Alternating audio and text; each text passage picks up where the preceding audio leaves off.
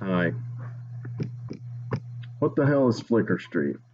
So, something I've attempted to answer in about 10 videos. Don't know if I've been successful or not. Uh, Sometimes I wonder, what is it? Is it something that I can just boil down to, a few words? Something I can, easily summarize? Um, I don't know. But I did write down some notes today while I was out, having my weekly ritual of mailing my eBay orders and having Subway veggie wrap and writing in longhand on Flickr Street. And I even got this exciting new free book from my workplace and an exciting free pen to go with it. So anyway, um, but they're good actually. Nice book, nice pen.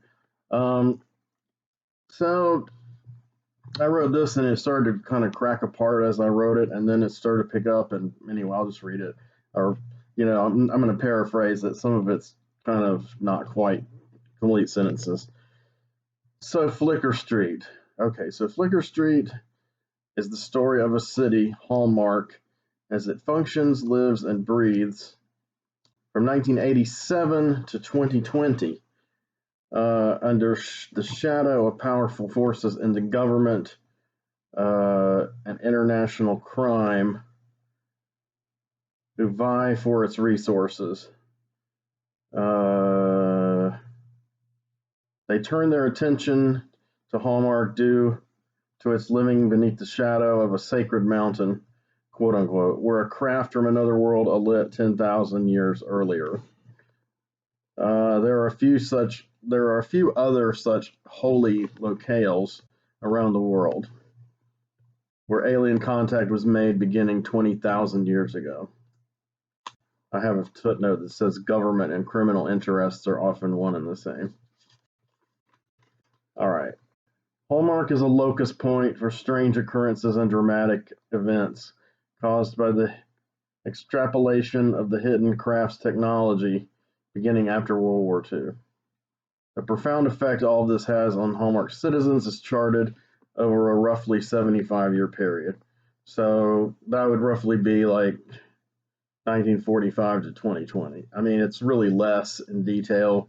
I don't really do a lot of detailed stuff immediately post-war, even in my treatments. But anyway, in 1987, the lives of Hallmark's denizens are tracked on the street level, where those affected by the chaos and rapid change engendered by the assimilation of the alien tech are affected the most.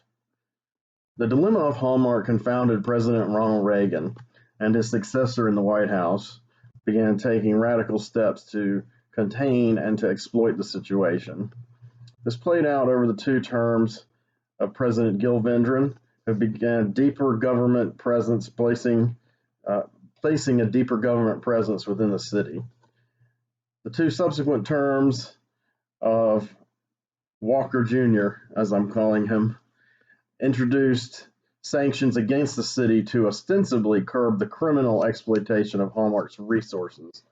And the government saw the resources as, not just the technology, but the people affected by the technology were also resources potentially for the government.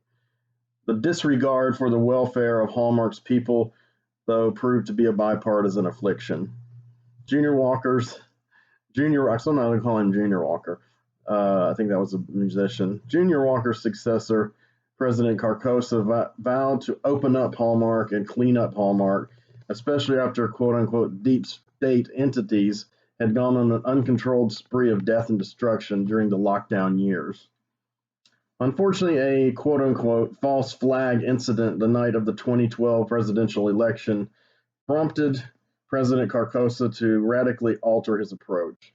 He began rounding up immigrants to, or those immigrating to or attempting to move away from Hallmark and react government detention centers that Walker had opened.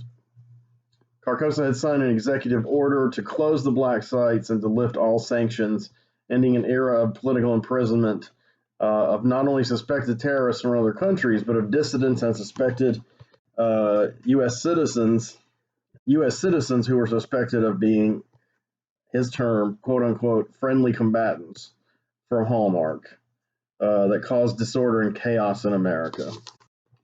Especially tough were the immigration detainment laws against Hispanics who in the United States supported the president on a massive scale that were suspected of ties to Libania and Serafina in South America. And those, of course, are fictional countries that there's a ziggurat there, so there's another sacred or holy mountain. I'm not going to use the phrase holy mountain out of deference to Mr. Jodorowsky, but anyway, yeah, that's just a little slice. I mean, I've injected, I guess what I told when I first coined this silly phrase a few months ago to my friend John Allen. I liked the phrase though, but I said I'm going into socio-political cosmic horror, and that's pretty much what things are becoming and going into. So there's going to be a lot of analogs to real life people on a higher level, as in people who run the show, and not just the criminal elements behind running the show, but the front men running the show of the world governments. And they're not going to be very much on stage characters. They're not going to be particularly fleshed out. They are kind of archetypes and placeholders for each regime and what it does and how it deals with this scenario.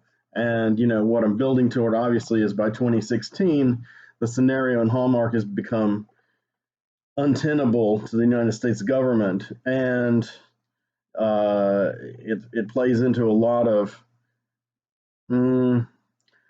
things that cause division in America. See, in Flicker Street, there was no 9/11. So, however, there was the fall of Atlanta in 1988. So that was kind of an early event that was on a catastrophic level. That was the result of mismanagement of certain beings who had acquired abilities from the TSD, transsomatic distortion experiments. So anyway, if any of this makes sense to you or sounds cool, let me know. So I'm going to keep this brief. I'm just going to throw in some of these occasionally. This might be the way I do it from now on until I get back into my treatments. I've started writing one today called Mortem Conjunctus. See, that's why I failed Latin. And it's the origin of a particularly strange newer character that I made up, who actually appears continuity-wise, chronologically in the 1970s, and then reemerges in the Ellinger story with good reason. So I'll get to that another time. Take care. Thank you. Long live Flicker Street.